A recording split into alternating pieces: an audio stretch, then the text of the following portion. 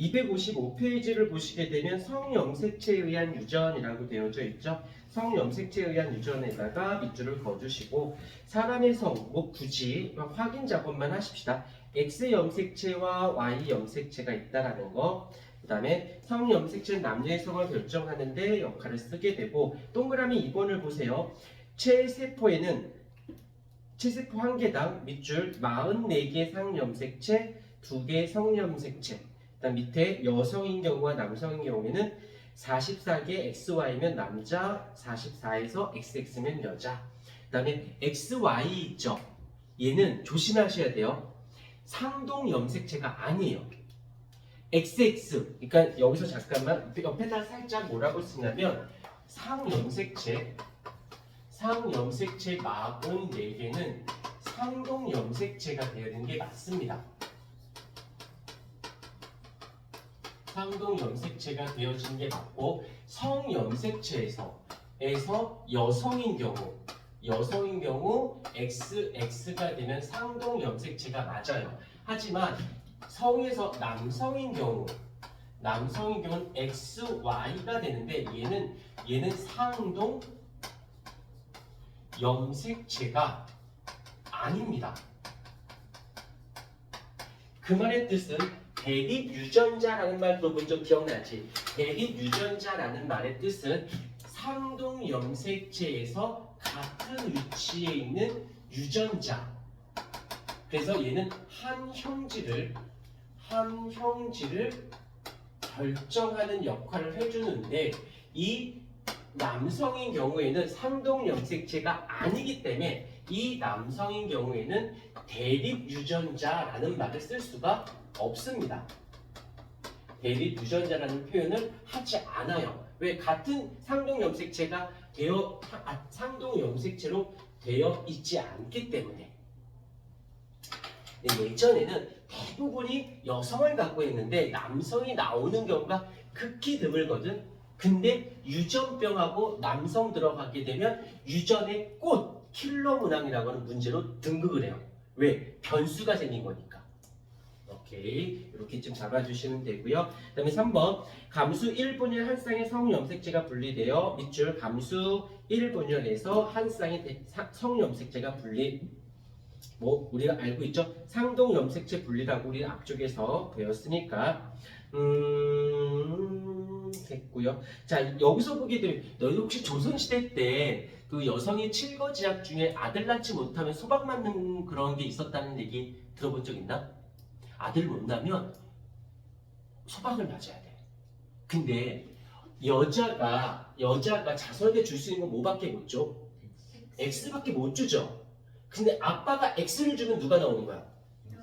그치? 아빠가 Y를 주면 그러면 아들을 낳고 못 낳고는 엄마 결정권이야? 아빠 결정권이야? 그러면 엄마가 소박을 맞아야 돼? 아빠가 소박을 맞아야 돼? 그치? 잘해라. 소박 맞고 싶지 않으면 그렇다고요. 넘어오셔서 여기서 이제 256페이지에서 X 염색체 유전 밑줄 X 염색체 유전 위에다가 뭐라고 써주냐면요. 반성 유전이라고 좀 써주도록 하십시다. 여기서 이제 보시게 되면 X 염색체에서 어떤 유전에 관련된 것이 나타나. 그러면 우리는 뭐라고 얘기하냐면 반성 유전이라고 불러요. X 염색체. 근데 이 X 염색체 여기 봐봐. 보면은 일단 가볍게 여자인 경우를 보자. 여자인 경우는 X를 두 개 갖고 있잖아. 근데 남성인 경우에는 XY 어찌됐건 간에 남자가 됐건 여자가 됐건 X 염색체를 가지고는 있지 않나? 그러니까는 이 반성 유전은 남성에게도 여성에게도 다 발현될 수 있네. 오케이. 그런데 이것만 있나? 아니에요. Y 염색체. 그래서 대표적인 이그젠플이 누가 있냐면 혈우병이 있고요. 그 다음에 정록생명이 있다는 거 잡아주시면 되고요. 그 다음에 Y 염색체. Y 염색체에 의해서 유전 질환이 나오는 것을 우리는 같은 말로 뭐라고 부르냐면 한성 유전이라고 해서, 근데 여기서는 여성에게는 발현될 수, 그러면 뭐 성소수자를 존중하라고 하는데 뭐 존중하지 않겠다가 아닌데 나하고는 안 맞다야. 그래서 걔가 나한테 난 싫어. 남자끼리 남자끼리 이렇게 손깍지 찌고 걷고 다니거나 팔짱 끼고 다니면 그러지 마. 나한테 그들끼리 하는 건 뭐라 안 해. 그러든지 말든지 그건 존중하는데 나한테 하지 마. 난 여자들끼리 화장실 가는 것도 왜 남 쉬하러 가는 걸 왜 쫓아가서 같이 들어? 듣는데 왜 그래 그거 각자 취향이니까 나보고 가자고 하지 말아줘. 알겠니? 알겠어? 네. 나 데리고 갈 거야? 그거 아니잖아. 그거 아니라고 되지 뭐. 나 변태 취급하고 있어. 자, 하지만 여기서 남성인 경우에는 그게 오면 발현이 될 수 있겠죠. 대표적으로 누가 있냐면 귀, 속, 털, 자랑증. 귀 속 털은 되게 중요한 거야. 코털이나 귀 속 털은 굉장히 중요해. 선모로 되어 있어서 편모가 아니라 선모야. 뭐냐면 머리카락은 냅두면 계속 자라지 않니? 근데 팔에 있는 털은 계속 자라니? 이거 생각 많아진다? 얘는 편모야. 선모야. 미안해. 선모야. 9 플러스 0 구조라서 일정 길이가 되면 더 이상 자라지 않아요. 근데 얘는 편모야. 그래서 9 플러스 2 구조라서 계속 자라거든. 근데 귀속털 자랑증은 선모예요. 어느 특정 길이가 되면 더 이상 자라지 않게 돼. 근데 이게 코털이나 이게 왜 있냐면 거기 있으면 그 털들이 털들이 나오면 여기서 점액성이 분비가 됩니다. 점액성이. 그래서 여기서 약간 코팅제 역할을 해주는 거야. 털들이. 그러면 여기서 오게 되는 먼지라든지 아니면 세균들이라든지 여러 가지 애들이 여기서 얘가 필터 역할을 해줘. 필터. 걸러주는 역할을 해줍니다. 오케이? 없어서는 절대 안 되는 거야. 난 코털 자라는 게 너무 싫어. 대충 깎을 수는 있지만 아주 그냥 왁싱하듯이 다 밀지 마. 코털 왁싱은 웃기다, 그치? 근데 Y 염색체에서 이 귀속털이 자라. 편모가 돼서. 상상을 해봤니? 너 들어온 건 아니지. 깎으면 되지. 뭐 그거 갖고 그래. 그런데 여기 보자. 그런데 아빠가 귀속털 자랑증이야. 근데 엄마는 당연히 귀속털 자랑은 엄마 아니지? 형이지? 오빠가 나? 근데 아들을 낳았어. 아들을 낳았는데 내가 귀속털 자랑증이 아니야. 아빠 입장에서 내가 이것 때문에 굉장히 고생이 다 천만다행으로 우리 아들이 그런 병이 아니어서 천만다행이야. 문과니까 말하면 안 되지. 이거 누구 거야? 사랑과 전쟁 되는 거야? 사랑과 전쟁.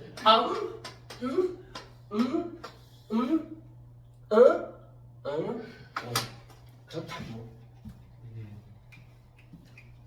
자, 여기서 이러면 됐고요. 더 이상 말 안 할게. 이쪽 집 보자.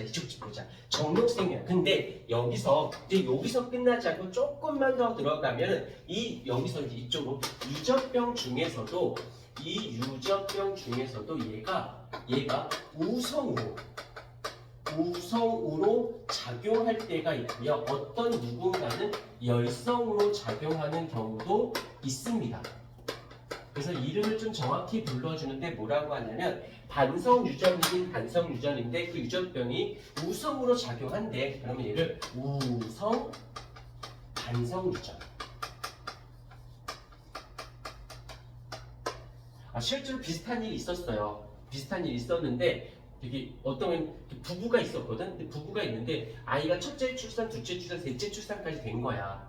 그래가지고 야 더 이상 우리 애기 낳지 말자라고 하고 이제 아내가 남편을 붙잡고 가서 이제 그 수정이 되지 않게끔 하는 묶는 수술이 있거든. 정말 어떤 건지 알지? 근데 그건 이상하지 않아. 아이 자꾸 나오면 힘드니까 그래서 묶으러 갔어. 근데 그 전에 검사를 한번 하거든. 검사를 하는데 병원이 발칵 뒤집혔어요. 무서워. 아빠가 무정자증이야. 근데 아이는 셋이야. 그래서 유전자 감식을 했더니 첫째, 둘째, 셋째가 있는데 둘째, 셋째는 같은 유전자인데 첫째가 유전자가 달라. 아빠는 무정자증이야. 엄마만 있어. 엄마 아빠 이렇게 된 거지.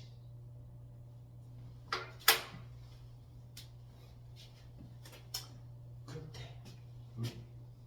세상에 이런 일이 어떤 느낌일까? 엄마 입장에서 잣된 거지. 이렇게 한번 해볼까? 수업하십시다. 자, 여기서는 이제 무엇이 된다? 열성, 반성, 유전. 자, 그런데 총 여기엔 네 가지 형태가 될 수 있어요. 우성 반성 유전, 열성 반성 유전, 우성 한성 유전, 열성 한성 유전. 총 네 가지가 나올 수가 있습니다. 성 염색체를 기준으로 했을 때. 그런데 그 중에 기본 모델이 있어요.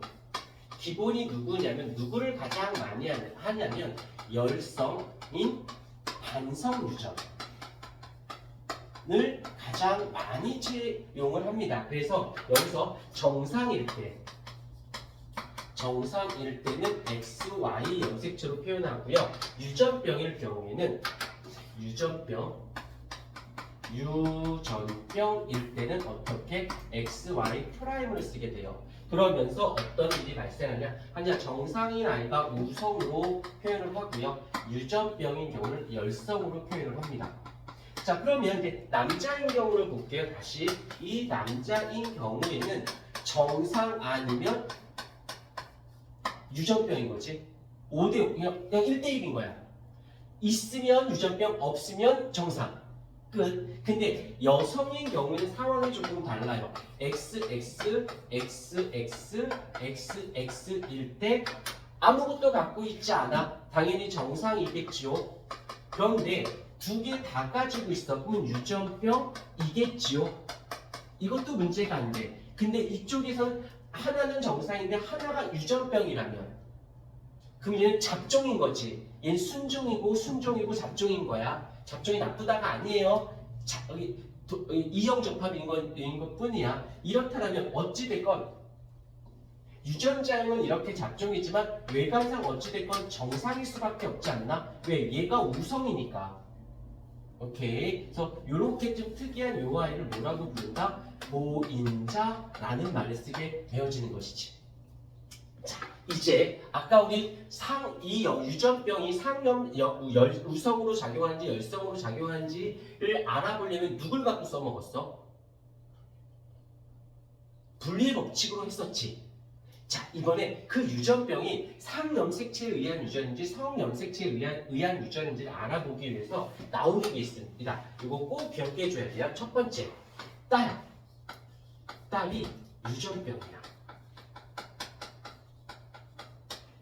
그러면 부계는 반드시 유전병이어야 돼요. 요 순서 있지만 딸이 먼저고 딸을 보고 딸이 유전병이면 아빠가 유전병이어야 되고, 두 번째 모계가 유전병이라면 아들은 무조건 또한 어때야 되고 아들은 반드시 유전병이어야만 합니다. 왜 그런지 볼게. 어찌됐건 여기서 이제 딸을 보자. 딸이 유전병이면 XX 프라임인 거지. 그러면 하나는 누구한테 온 거고 하나는 누구한테 온 거야? 하나는 아빠고 반드시 하나는 엄마여야 되지. 근데 이 두 개는 아빠는 XY잖아요. 하나는 무조건 아빠한테 와야 된다며. 그럼 아빠가 갖고 출발해야 될 거 아니야. 이해가 됐습니까? 근데 두 개가 유전병이다 하더라도 딸이 정상일 수 있어요. 엄마한테 받으면 되니까. 이해가 됐지? 요 순서 잊지 않도록 하고 모개가 유전병이에요. 엄마가 유전병이야. 그러면 아들은 X, Y 중에 Y는 누구에게? X는 반드시 누구에게? 근데 엄마가 줄 수 있는 건 이거밖에 없잖아. 그러니까 아들이 무조건 유전병일 수밖에 없죠. 자, 이제 가계도 조사를 하는데 얘 가계도 중에서 이 조건을 모두 성립을 해. 가계도에서 모두 성립하면 그 유전병은 성염색체에 의한 유전인 거야. 근데 그 가계도 조사에서 어떨 때는 되는데 어떨 때는 안 돼. 하나라도 위배가 되면 걔는 상염색체에 의한 유전이에요. 자, 써볼게. 모두 가계도 모두 성립해. 이 두 개의 조건이 모두 성립을 한대요. 그러면 성염색체에 의한 유전이고요. 하나라도 위배가 돼. 그러면 그 유전병은 상염색체에 의한 유전이 되어집니다. 이걸 통해서 상성이냐 우열 관계를 따져볼 수 있는 결정적인 역할을 하게 되어집니다. 라고 하는 거예요.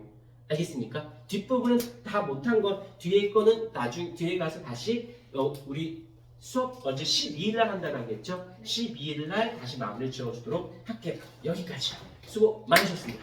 조심히 퇴근을 하시고요. 그러면은 만약에 네 나는데 딸이 유전병이면 아빠가 유전병이라는 거잖아요. 그래서 쌤이 근데 딸은 XX니까 한 개는 엄마한테 갖고 한 개는 아빠한테 갖잖아요. 그러면 엄마도 유전병이 나는 거예요? 엄마는 유전병이어도 되고 엄마는 여기라 해서 엄마가 유전병이어도 되지만 엄마가 정상이어도 되지. 보인자. 요걸 받을 수도 있지. 이해했습니까? 필기 안 해? 사진 찍어. 저 했어요. 사진 찍었어요? 사진 찍어. 필기 써서 댓글 숙제해. 잊지 않도록 하십시다. 네. 시험지는 카톡으로 보내주시는 거예요? 네, 카톡으로 보낼 거예요. 이 종이를 줬더니 막 잊어버리고 여기 안